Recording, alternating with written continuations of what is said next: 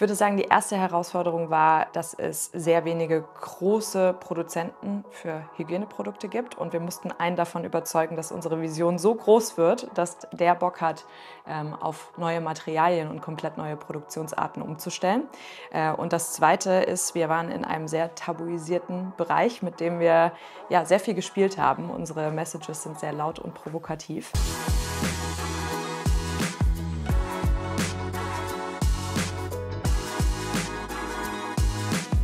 Ich bin Ann-Sophie, Gründerin von The Female Company und wir machen nachhaltige Produkte von der ersten Periode bis zur Menopause.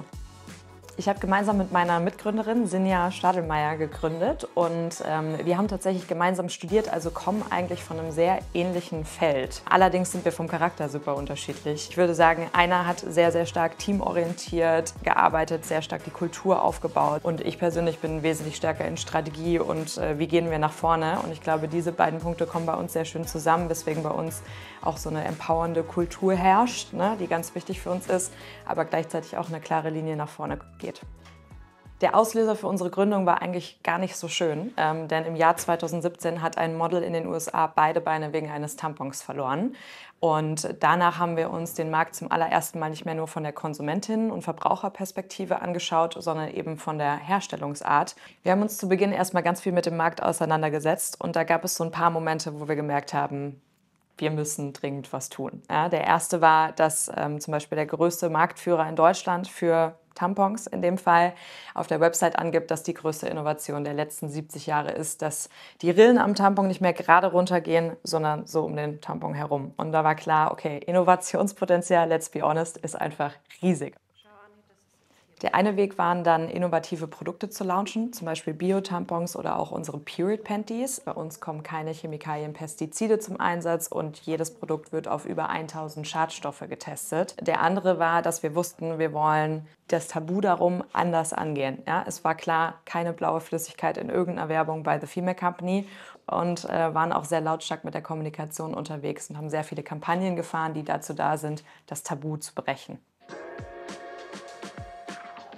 Mir hat am Anfang sehr geholfen, ein gutes Netzwerk zu haben. Wir sind sehr schnell in die Startup-Szene reingerutscht und hatten dort ganz viele Leute um uns herum, die denselben Drive hatten und auch irgendwie so eine große Inspirationskraft, dass wir gemerkt hatten, boah, cool, hier wollen wir sein, hier macht es richtig, richtig Lust, einfach jeden Tag herzukommen. Und das Zweite war, dass wir sehr schnell Leute gefunden haben, die aus der Branche kamen, aber auch zum Beispiel Investoren etc., die wirklich an die Idee sehr, sehr, sehr früh geglaubt hatten und uns ja auf der Reise unterstützt haben, also einfach gute Partner, PartnerInnen an Bord. Was ich Gründerinnen wahrscheinlich mitgeben würde, ist der Moment, an dem man denkt, man hat die Idee gefunden, die auf jeden Fall richtig knallen wird, den gibt es einfach nicht. Man muss sich bei jeder Idee, an die man irgendwie glaubt, wo man denkt so, oh ja, das könnte was sein, wirklich an die Kleinarbeit setzen und sagen, ich teste das jetzt durch. Ich schalte jetzt ein paar Ads und gucke, wie die Conversion ist. Also kleinteiliges Testing und irgendwie eine Antwort finden. Und dann, wenn man so ein bisschen das Gefühl hat anhand von Daten, das könnte wirklich was sein, ins kalte Wasser springen und loslegen. Erfolge, auf die ich besonders stolz bin. Wir sind 40 mega, mega tolle Leute hier. Ich saß gestern in der Strategieplanung fürs nächste Jahr und denke mir jedes Mal, wow, dass ich mit denen zusammenarbeiten darf, ist wirklich richtig cool. Wir haben dieses Jahr zum ersten Mal 1,5 Millionen Produkte verkauft, also so die Marke gerissen, worauf wir sehr stolz sind. Aber dann gibt es natürlich auch so ein bisschen emotionale Themen, die man sehr feiert. Und bei uns war das definitiv das Tampon-Book, was wir im Jahr 2019 gelauncht haben.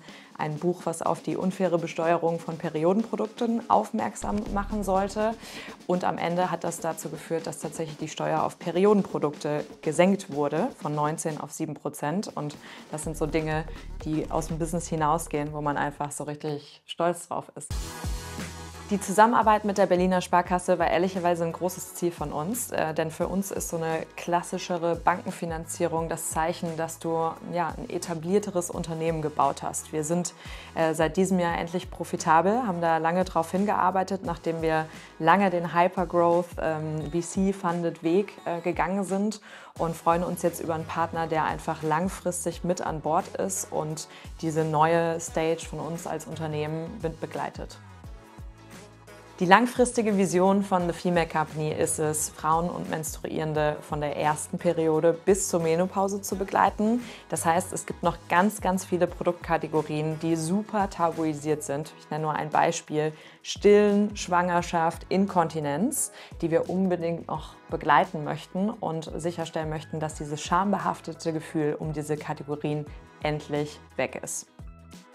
Alleine nächstes Jahr steht schon wieder super Spannendes vor uns, denn wir brechen Ländergrenzen. Es geht ins Ausland mit The Female Company und mit unseren Produkten. Und ich würde mich freuen, wenn wir uns wirklich in den nächsten 5 Jahren weiterhin als ein richtig etabliertes, großes Unternehmen auf diesen Markt setzen und eigentlich keiner mehr an uns vorbeikommt.